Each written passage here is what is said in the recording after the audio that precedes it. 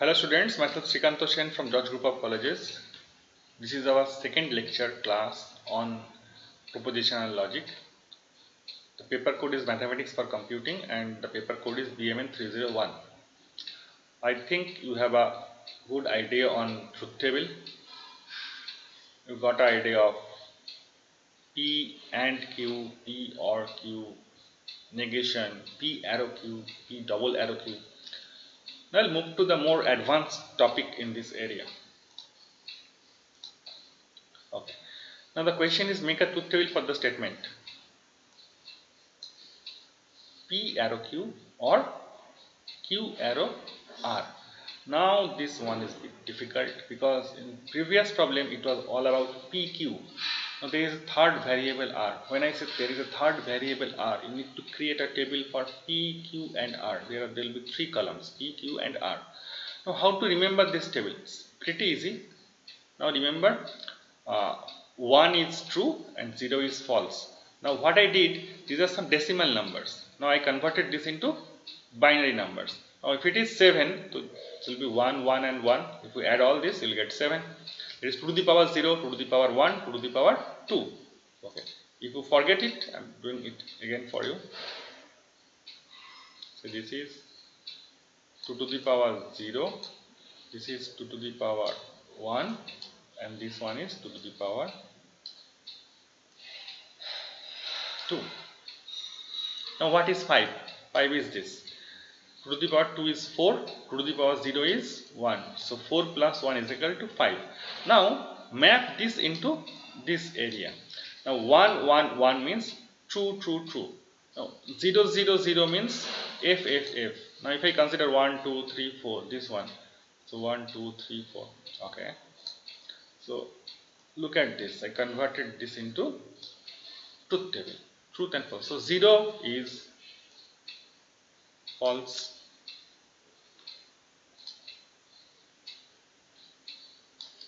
Next 1. 1 is true. There is another 1. This will be true. So this way I converted the 1, 0 into truth table. Okay.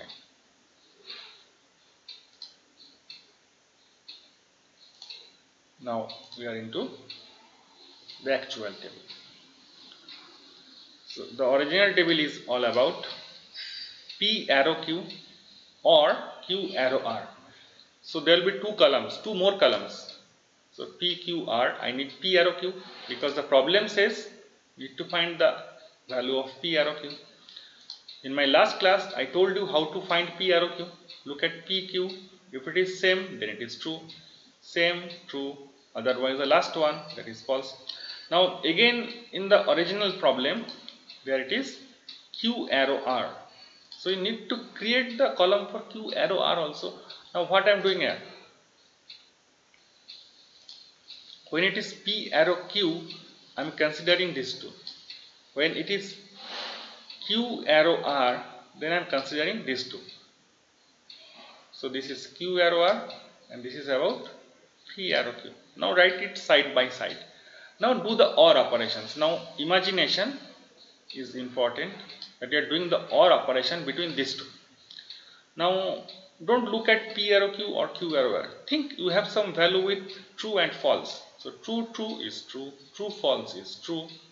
False, true is true. Okay, fantastic. So this is the example of tautologies because all the answer in this column are true.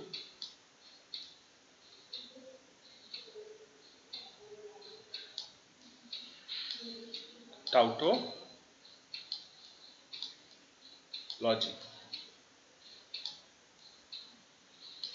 That's great.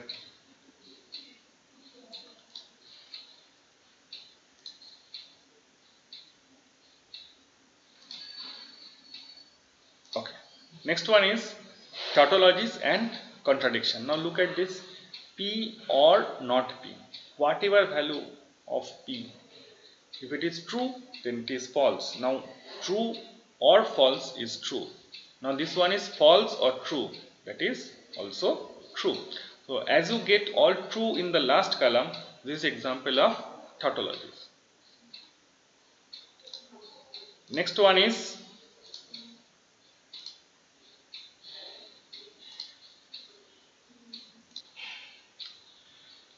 P and not P. That means all are false.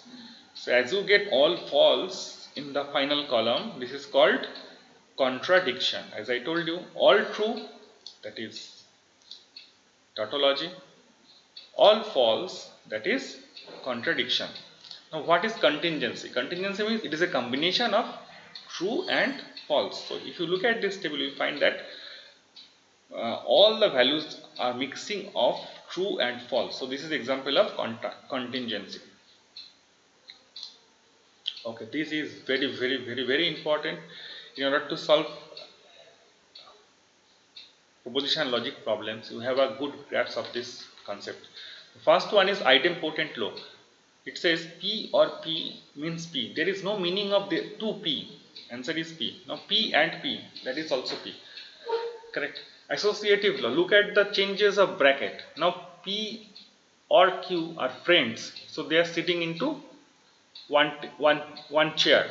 Now another friend is there, that is called R. Now R is sitting separately. Now associative law means now in this case Q and R are sitting into one chair and P is moved separated. So look at the change in brackets. It is similar to AND operations also. Commutative law.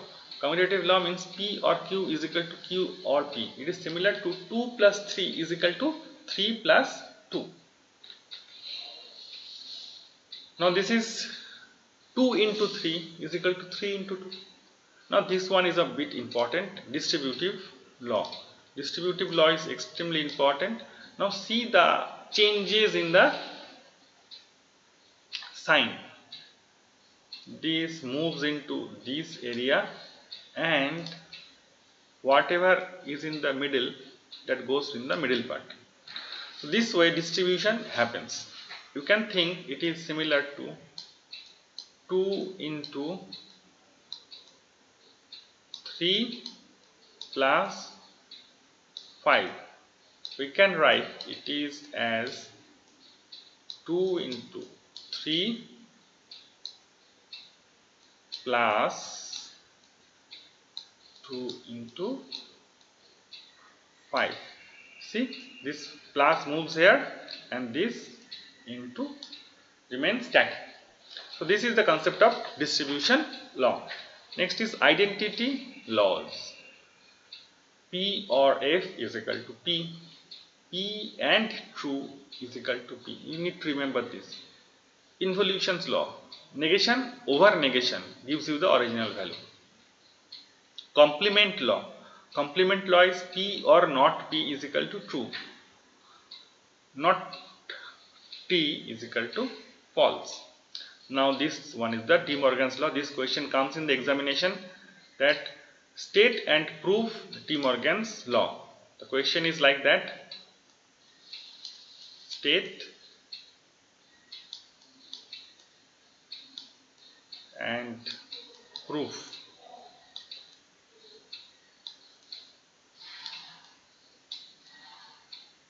De Morgan's law. So this is all about state and prove De Morgan's law.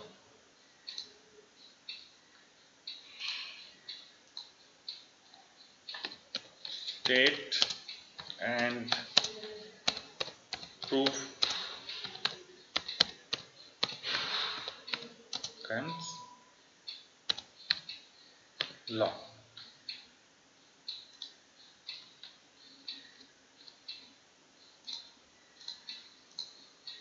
Okay.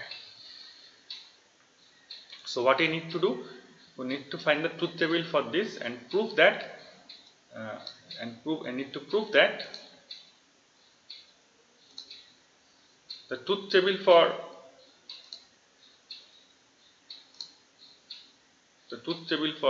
this. What is happening?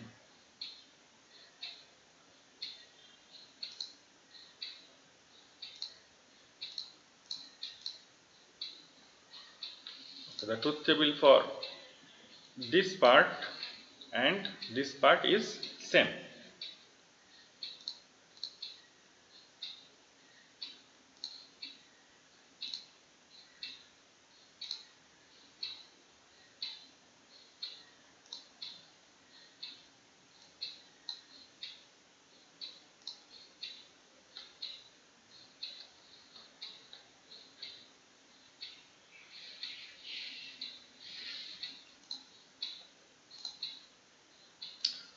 Okay. Now add the statements P or Q arrow R and P arrow R or Q arrow R logical equivalent. So this kind of question comes in the examination. So what is your task? Your task is to first find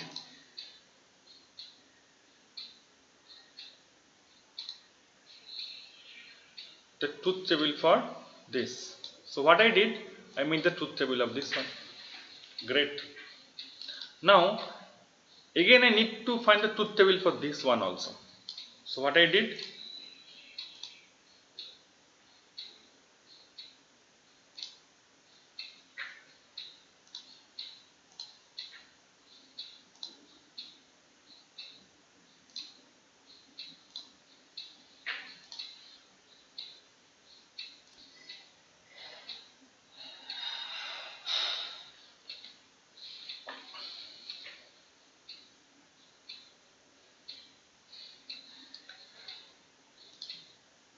okay, now what you find,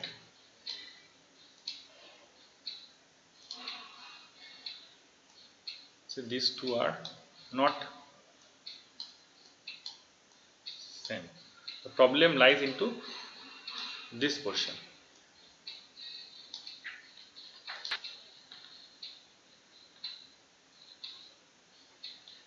Okay, so these two statements are not logically equivalent.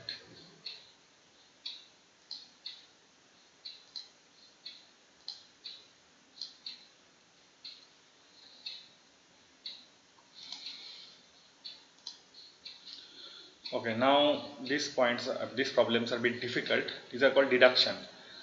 Now, to understand this problem, the logical form of the argument is P arrow Q. Now, you need to understand how to solve this problem. The problem says that P arrow Q is true, P is true. Is Q true? This is the question mark. This is an example of a reduction rule. P arrow Q is true, P is true, is Q true? So this is an example of a reduction rule. I written here. You need to find this with the example of a truth table.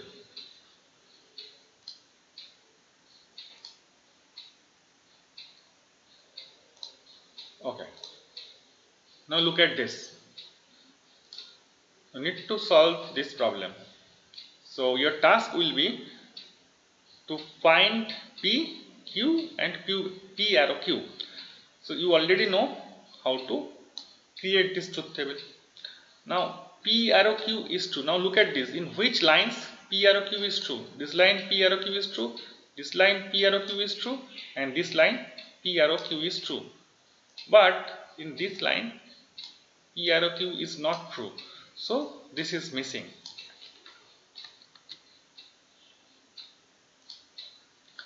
So I am now dealing with these three lines. Now what is the next statement? Next statement is P is true. Now among these three lines, where P is true? See, here P is not true, here P is also not true. But in one line you can find P is true. So I will write this line. So this is the first diagram, this is the second diagram and this is the third diagram. Now question is why I am writing this way, because when P arrow Q is true, this is correct. When P is true, we are considering this one. Now what I find, P arrow Q is true, P is also true, because according to the problem these two are given. Look at the last statement.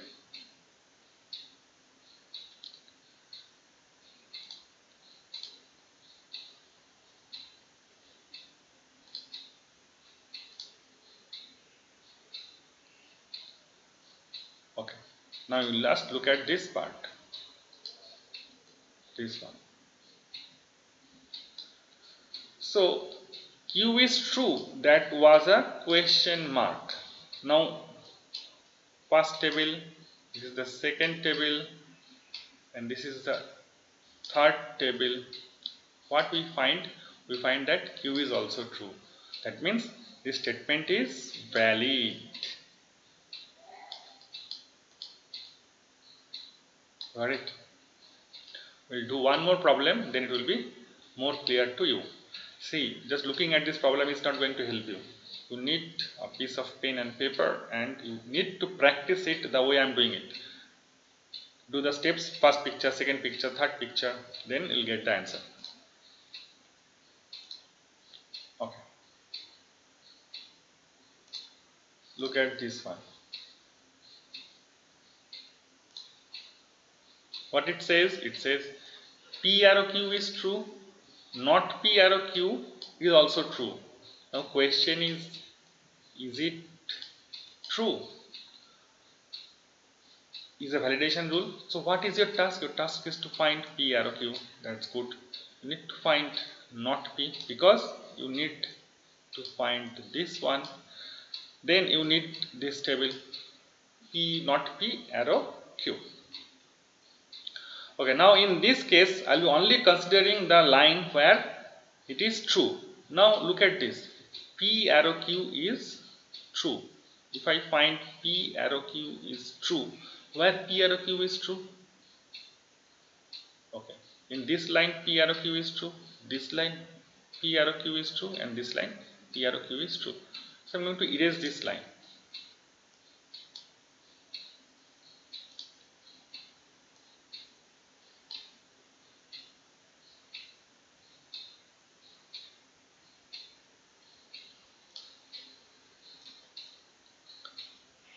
Okay, I'll move to the next slide.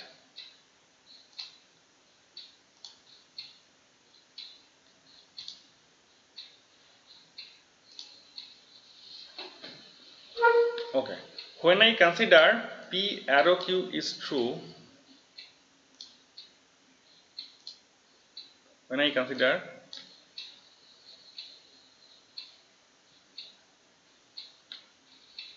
P arrow Q is true, what I find, this line is correct, this line is correct, and this line is correct. So the middle line vanishes, correct. Now when I look at not P arrow Q, in not P arrow Q, what I find, among these two lines, these two are correct. So last line vanishes. Now I look at the Q column. Now in the Q column, what I find, there are two truths, correct. This is true, this is true. Now I can say this is a valid statement. It says that if P arrow Q is true, when I consider P arrow Q is true,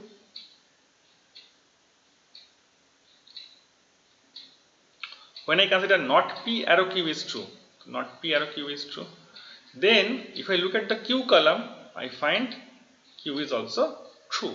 So this statement is a valid statement.